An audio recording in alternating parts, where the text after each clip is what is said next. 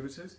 Today I will be demonstrating the story grammar marker by Mindwing Concepts. You can get this at mindwingconcepts.com. It's not affiliated with my business, but they're a great business and go ahead and buy from them. So what this is a tactile and visual symbol system for learning to do narrative language, and it's to help kids understand stories and be able to tell them better. There's a series of symbols on them. You start at the top with the character. He's got googly eyes. All characters in all stories have eyes. So even if you see a worm in a character, as a character in a story, someone will put eyes on him. Trust me. All of them have eyes. On the second one, we have the star. This is to represent the setting. In any setting, you've got a time and a place. And the reason it's a star is because the sailors in the old days, before we had GPS, they used the stars to figure out what time it was and where they were on the oceans. So time and a place is your setting. This is the kickoff. This is what starts the story off. This is what is the excitement or the problem for the story. The reason it's a boot or a kickoff is because this is an American product and they're really into their football, and a kickoff starts a football game. So in Canada we should probably use a puck, but I stick to the kickoff. After every kickoff you have a feeling. So you've got some kind of problem, it gives you some kind of feeling, usually a bad one, and then you have to make a plan to fix your problem. This plan is more of a mental state. You're not doing anything. It's what you want, it's what you desire or need to fix your problem.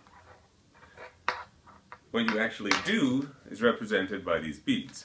So you try one solution, another solution, until maybe after 5, maybe after 3 beads, maybe after 10, you come up with a solution to your problem, which is the tie-up. So this is a bow. It's a little bit badly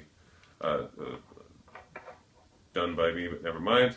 And after you've got the end or the tie-up, you've got another set of little hearts here, which represent the feeling at the end of the story. So what I'm going to do now is I'm going to apply this to The Paper Bag Princess, a favorite story. So I won't read the entire story of The Paper Bag Princess. You can read that on your own. But essentially, what we've got here is Elizabeth, Princess Elizabeth here, who lives in a castle, that's the setting, in the Middle Ages. And she's having a normal ho-hum day until the kickoff. And the kickoff for her, the kickoff here is that a dragon comes, burns down the castle, burns off all their clothes, and steals her prince.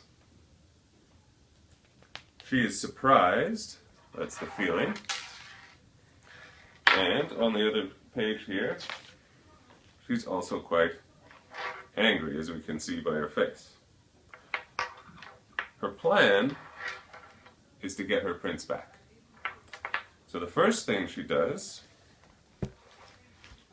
so the first bead here, says she follows the trail of burnt forests and horses' bones. Then she knocks on the dragon's door and she starts to flatter him. First, she tricks him into using up all his fiery breath. Then, she tricks him into flying around the world until he's so tired that he falls asleep. And after the dragon falls asleep, she sneaks past him and saves her prince. Only, twist to the story, the prince is not grateful at all, and she decides not to marry him after all. So we've got the complete episode of Story Grammar Marker in one story. So that is only just one way to use Story Grammar Marker. Further videos will explain other ways to simplify and make more complicated this very useful tool. Thanks for listening.